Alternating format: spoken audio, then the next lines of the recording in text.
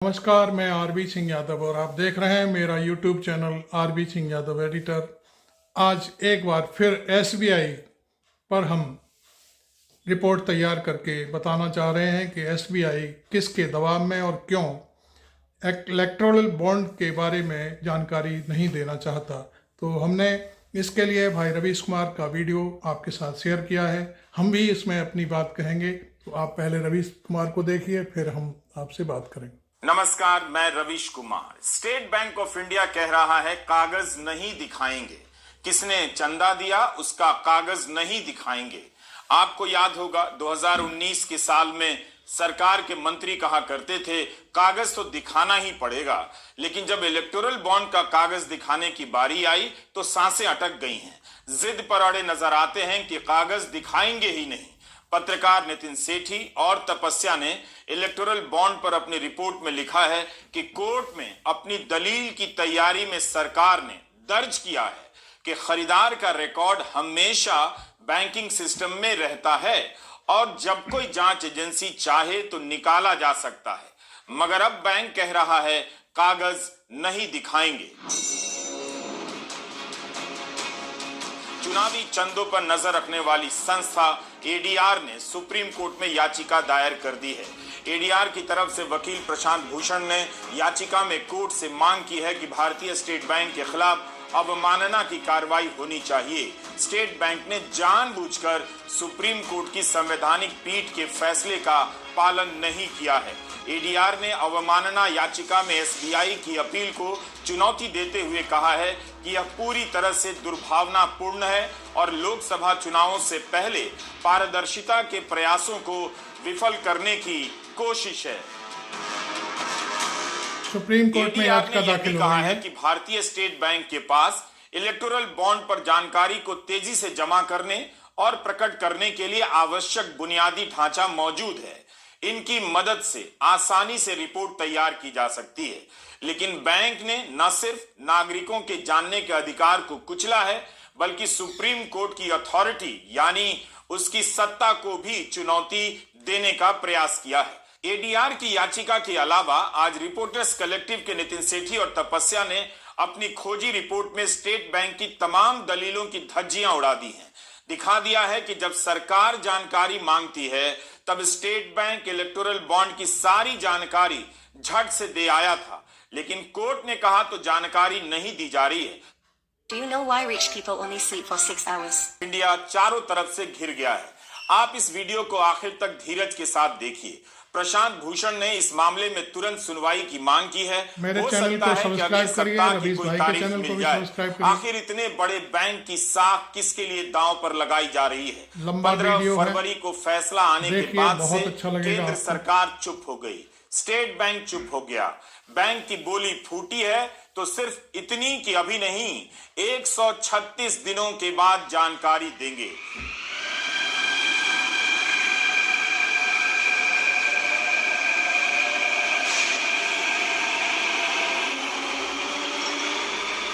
नागरिकों को क्यों 136 दिनों का इंतजार कराया जा रहा है, जब खुद मोदी सरकार एक दिन अपना प्रचार नहीं रोक सकती है?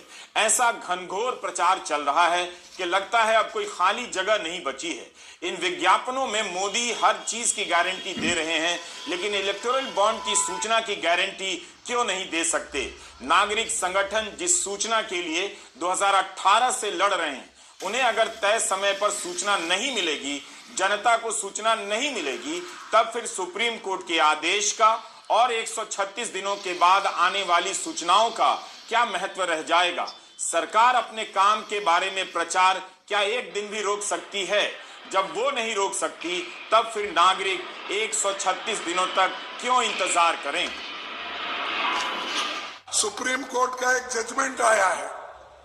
मल्लिकार्जुन खड़गे कि पहले तो सुप्रीम कोर्ट ने कहा कांग्रेस अध्यक्ष भाई जो बॉन्ड इलेक्शन में हम लोगों को जो चंदा देते हैं वो इलेक्शन बॉन्ड के रूप में, वो जो बॉन्ड दिए हैं उनका बॉन्ड दिए लोगों का नाम तुम पब्लिश करो, कौन किस किस के पास ये बॉन्ड लिए हैं उनका नाम प्रकट करो, ये सुप्रीम कोर्ट ने कहा। लेकिन ये कहता है कि हमारे पास अभी उतने आंकड़े नहीं मिले, जल्दी नहीं कर सकते, हम खुलासा करेंगे नाम का जून के बाद। अरे आपके पास नाम है तो खुलासा क्यों नहीं करते?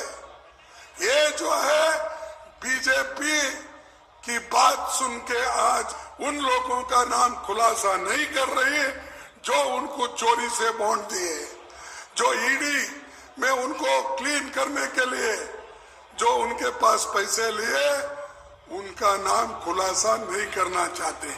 ये है मोदी जी, दिखाते एक, करते एक, और जो पैसे उनको दिए उनका नाम बताने में क्या हर्ज है भाई?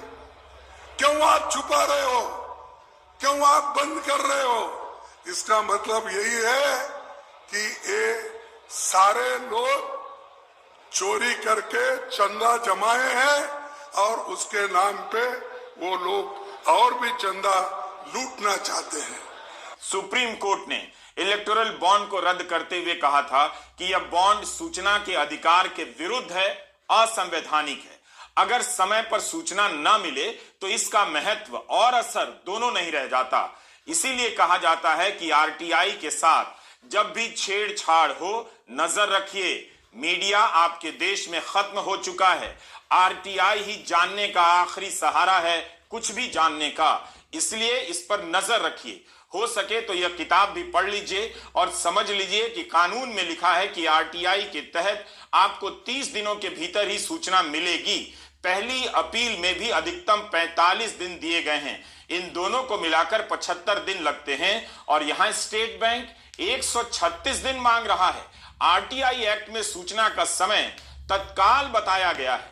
अगर समय का संबंध सूचना से नहीं होता तो एक्ट की पहली लाइन में समयबद्ध तरीके से सूचना देने का जिक्र ही नहीं होता।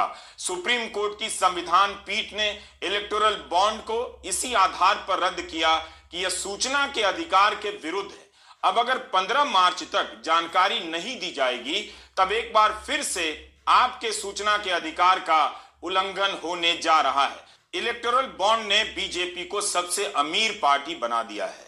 मीडिया में छपे आंकड़ों के अनुसार बॉन्ड से पहले 2012 से लेकर 2017 के बीच यानी 5 साल में बीजेपी को 3,393 करोड़ का चंदा मिला और बॉन्ड स्कीम आने के बाद 2023 तक बीजेपी को 6,500 करोड़ से अधिक का चंदा मिला।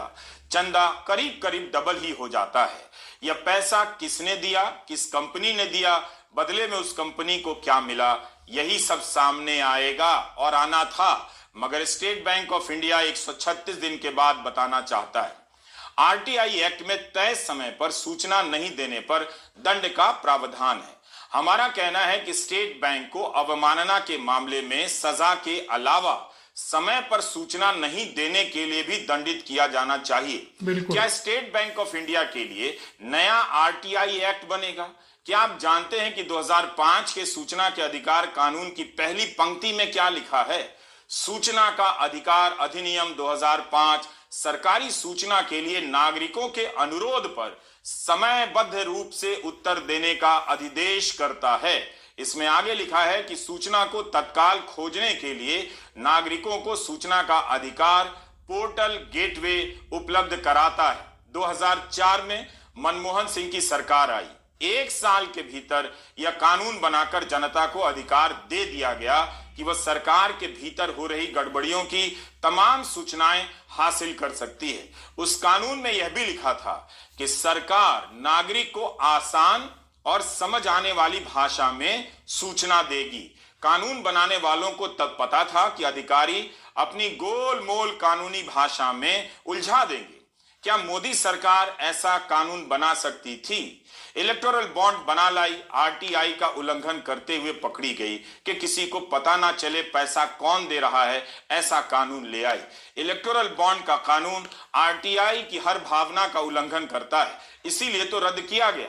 आरटीआई कानून में एक और जरूरी प्रावधान है।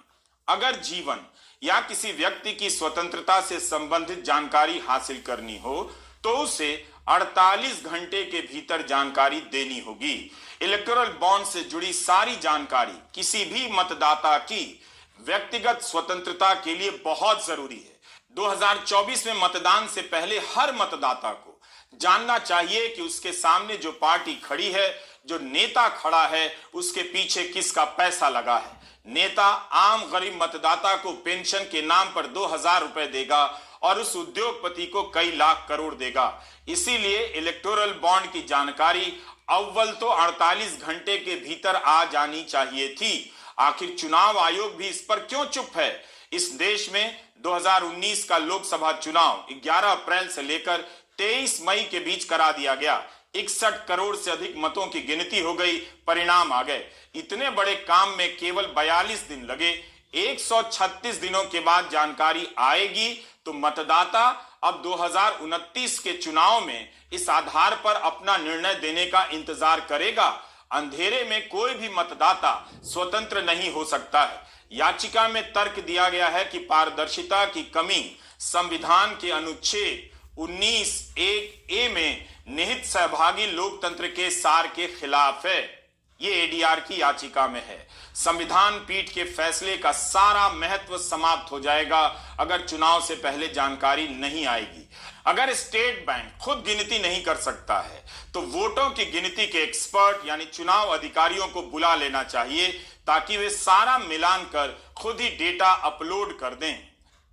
स्टेट बैंक का इस याचिका का उनकी समय सीमा समाप्त होने से 2 दिन पहले दायर करना ये जाहिर करता है कि उनका इरादा यही था कि ये सूचना नहीं दी जाएगी और ना ही उन्होंने अपनी याचिका में ये बताया कि उन्होंने अब तक इस सूचना को देने के लिए क्या तैयारी या क्या काम किया है।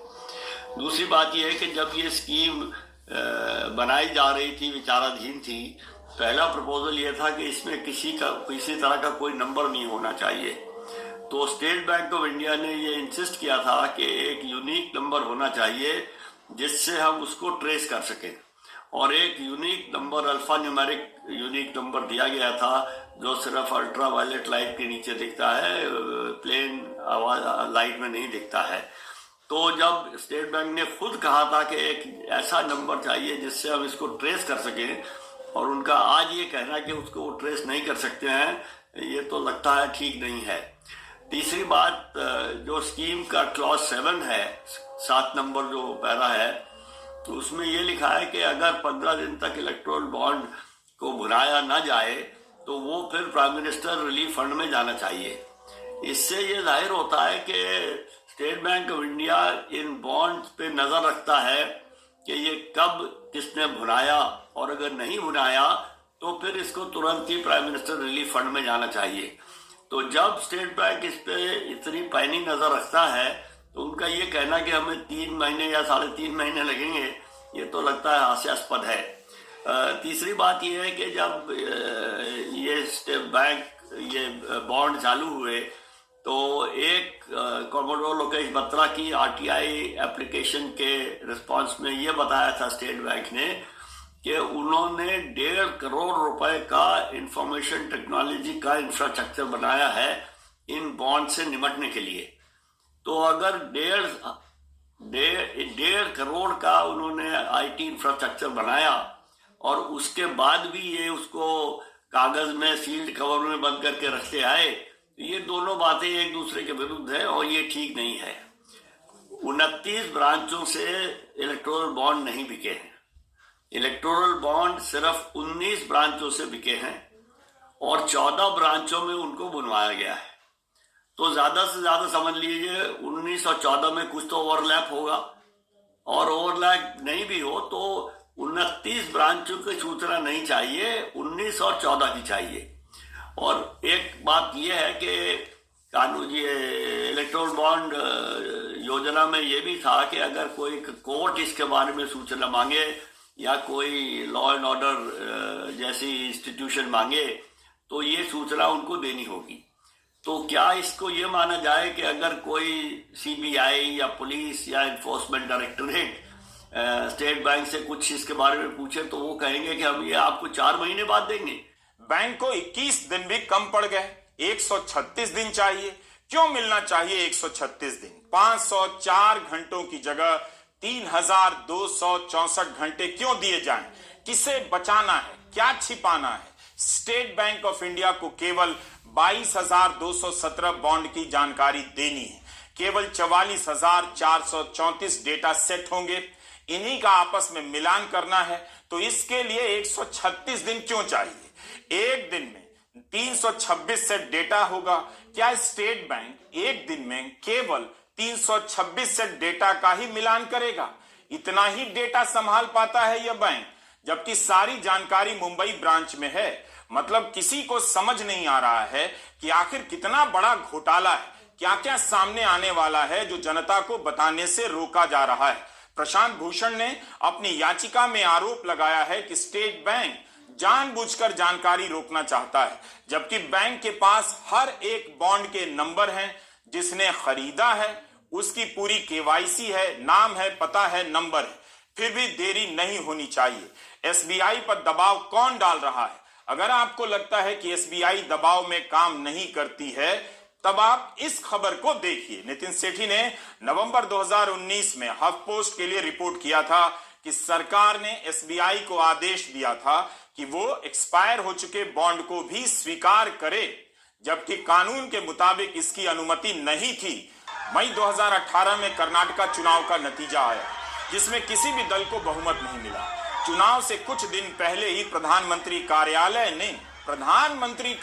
ने वित्त मंत्रालय को आदेश दिया कि 10 दिनों के लिए एक खास खिड़की खोली जाए, जिसमें एक्सपायर हो चुके बॉन्ड खरीदे जा सकें। इस खिड़की के खोलने के आदेश भी तय सीमा से अलग थे, और नितिन सेठी ने अपनी रिपोर्ट में लिखा था कि वित्त मंत्रालय के आदेश पर बैंक द्वारा इनको भुनाया जाना भी मनी लॉन्ड्रिंग के कानून के विरुद्ध था। वित्त मंत्रालय ने यह फैसला तब लिया जब बॉन्ड की धारक पार्टियां देरी से एसबीआई के पास गईं और मांग करने लगी कि एक्सपायर हो चुके बॉन्ड को भुनाने की अनुमति मिले। ये बॉन्ड किस पार्टी और पार्टियों के लिए थे, इसकी जानकारी उस रिपोर्ट में नहीं थी, मगर 10 करोड़ का चंदा तब भुनाया गया था। वित्त मंत्रालय के जिस सचिव ने उन बॉन्ड को भुनाने की अनुमति दी थी, उन्होंने इलेक्टोरल बॉन्ड की प्रक्रिया में अहम भूमिका निभाई थी। आज वही सुभाष चंद्र गर्ग मीडिया में बयान दे रहे हैं कि एसबीआई को यह जानकारी निकालने में एक दिन से ज्यादा का समय नहीं लगना चाहिए। क्या आपको गोदी मीडिया यह सब बता रहा है? आखिर मीडिया इस देश की जनता को अंधेरे में क्यों रखना चाहता है? कब तक धर्म की बातें होती रहेंगी और इन पर पर्दा पड़ा रहेगा?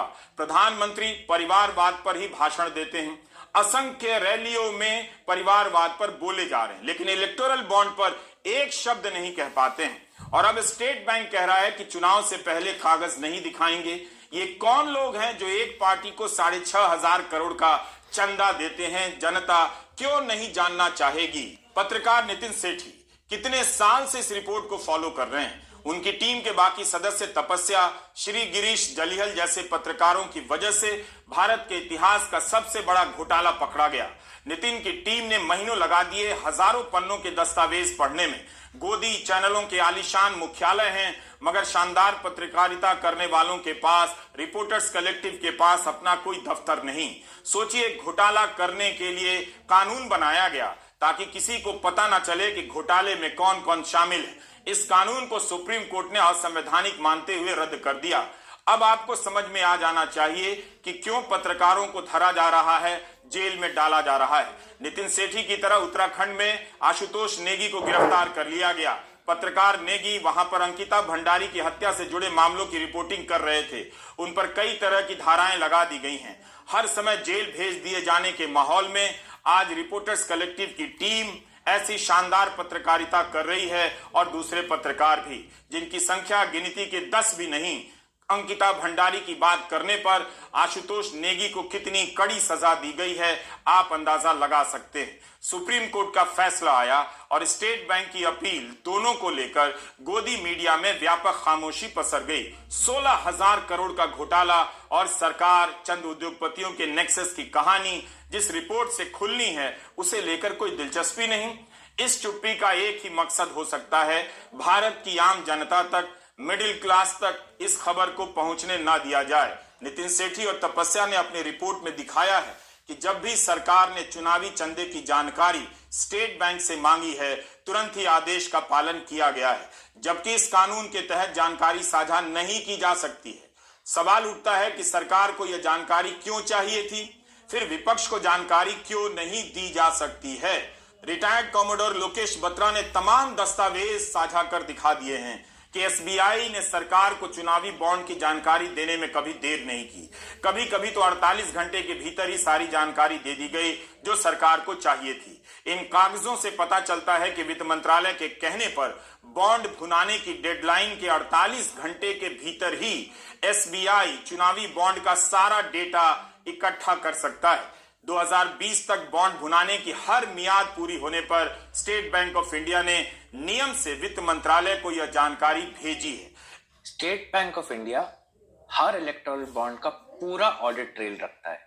ऑडिट ट्रेल मतलब किसने किस समय पे किस एसबीआई की ब्रांच से कितने का इलेक्टोरल बॉन्ड खरीदा और आखिरकार किस पॉलिटिकल पार्टी ने वो अपने अकाउंट में जमा करके वहां से नकद निकाला। ये ऑडिट ट्रेल बनाने का एक ही जरिया है स्टेट बैंक ऑफ इंडिया के पास। हर इलेक्टोरल बॉन्ड पे एक सीक्रेट नंबर होता है। ये नंबर द्वारा ही स्टेट बैंक पता कर सकता है कि कहां से वो इलेक्टोरल बॉन्ड चला था और आखिरकार कहां जाके किस पॉलिटिकल पार्टी के अकाउंट में जमा हो गया। ये secret number state bank of India ने सरकार को 2018 में ही बोला था कि बहुत जरूरी है। इसके बिना इलेक्टोरल बॉन्ड्स का ऑडिट ट्रेल नहीं होगा और ऑडिट ट्रेल के बिना इलेक्टोरल बॉन्ड बैंकिंग सिस्टम में चल ही नहीं सकते। इस सबके दस्तावेज रिपोर्टर्स कलेक्टिव की खबर में आपको मिल जाएंगे। स्टेट बैंक ऑफ इंडिया ने बहुत विस्तारपूर्वक सरकार को बताया कि ये सब रास्ते बहुत जरूरी हैं जिससे हिसाब रहे कि कौन खरीद रहा है आखिरकार, क्योंकि जरूरत पड़ने पे आप पुलिस या बाकी महकमों को खबर दे सकते हैं कि कौन खरीद रहा था और कौन बेच रहा था। बिल्कुल। खरीदने वालों का केवाईसी मतलब कि वो कौन है, पुख्ता सबूत उसके, उनका आईडी वगैरह भी लिया जाता है। वो आईडी ये सीरियल नंबर से लिंक जोड़ के आगे तक देखा जाता है कि किस बैंक अकाउंट में फाइनली इलेक्टोरल बॉन्ड्स गया। सरकार ने अपने दस्तावेजों में अंदर बताया कि स्टेट बैंक में इतनी काबिलियत है कि जिस पॉइंट पे कोई पॉलिटिकल पार्टी वो इलेक्टोरल बॉन्ड एनकैश करना चाहे उसी वक्त स्टेट बैंक बता सकता है कि शुरू में ये खरीदा किसने था और इस पॉलिटिकल पार्टी को किससे हाथ लगा है वो इलेक्टोरल बॉन्ड। आप देख सकते हैं ये पत्र एसबीआई ने वित्त मंत्रालय को भेजा था। इसमें एसबीआई का लेटर हेड दिख रहा है। इस पत्र में एसबीआई ने मिनिस्ट्री को इलेक्टोरल बॉन्ड्स के बारे में बहुत ही बारीक जानकारी दी है। बताया है कि देश भर में एसबीआई के किस किस ब्रांच में कितने इलेक्टोरल बॉन्ड्स बिके, इनकी कीमत क्या थी, कितने फिजिकल यानी कागजी थे और कितने डिजिटल थे। सबसे बड़ी बात यह है कि पत्र 27 जुलाई 2018 का है और इसी में लिखा है कि उस चरण में इलेक्टोरल बॉन्ड की रिडेम्पशन यानी नकदीकरण की आखिरी डेट 25 जुलाई थी। नकदीकरण मतलब पॉलिटिकल पार्टी बॉन्ड का पैसा अपने अकाउंट में जमा करवाती है। अब आखिरी डेट जुलाई 25 थी, यानी सिर्फ 2 दिन में एसबीआई ने इलेक्टोरल बॉन्ड्स के खरीद और नकदीकरण की जानकारी वित्त मंत्रालय को दे दी। एसबीआई खरीदे और पार्टी द्वारा भुनाए जाने वाले सभी बॉन्ड का ऑडिट ट्रेल रखता है। इस ट्रेल को हर बॉन्ड पर लिखे एक सीरियल नंबर के माध्यम से रखा जाता है। 2018 में जब स्कीम लॉन्च हुई तब बैंक ने जोर दिया कि बॉन्ड पर सीरियल नंबर होना चाहिए। रिपोर्टर्स कलेक्टिव की रिपोर्ट में इन दस्तावेजों को भी शामिल किया गया है जिनमें बैंक ने लिखित रूप से सरकार से कहा है बिना सीरियल नंबर कोई भी ऑडिट ट्रेल नहीं होगी जिसके माध्यम से आंतरिक रूप से नियंत्रण रखा जा सकेगा। फरवरी 2018 के इस दस्तावेज में आप देख सकते हैं कि इलेक्टोरल बॉन्ड के सुरक्षा मानकों को लेकर हुई बैठक में सुझाव दिया गया था कि नंबर छापने के लिए इनविजिबल फ्लोरेसेंट लाइट का इस्तेमाल हो सकता है जो केवल अल्ट्रावायलेट रोशनी में दिखाई दे। अपनी इन्वेस्टमेंट्स को ट्रैक करना है। दस्तावेजों के आधार पर अपनी रिपोर्ट तैयार की है, उन्हें भी वेबसाइट पर डाल दिया गया है ताकि आप भी इसकी जांच कर सकें। सुप्रीम कोर्ट से इसी स्टेट बैंक ने कहा था कि इलेक्टोरल बॉन्ड से जुड़ा सारा डेटा मुंबई की ब्रांच में मौजूद है।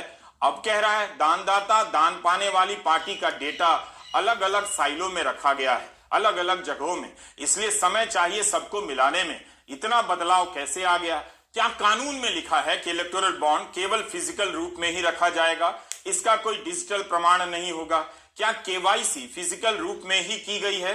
ऐसा होता तो फिर इतने सारे डिजिटल प्रमाणों के सबूत कहां से आ जाते?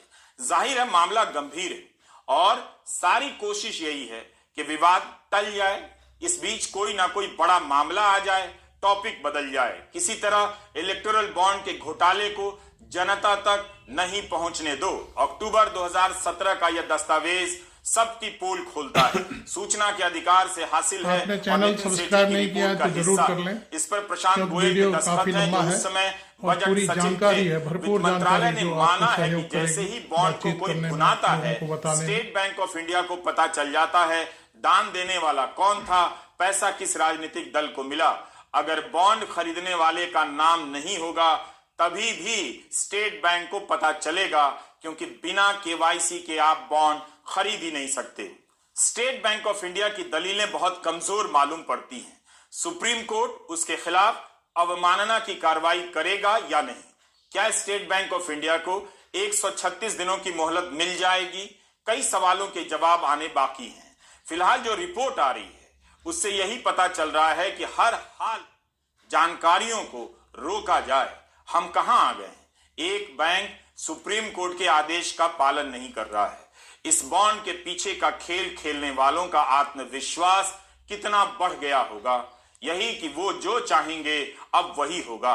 मदारी डमरू बजाएगा, जनता नाचती रह जाएगी। नमस्कार। थैंक यू रवीश भाई।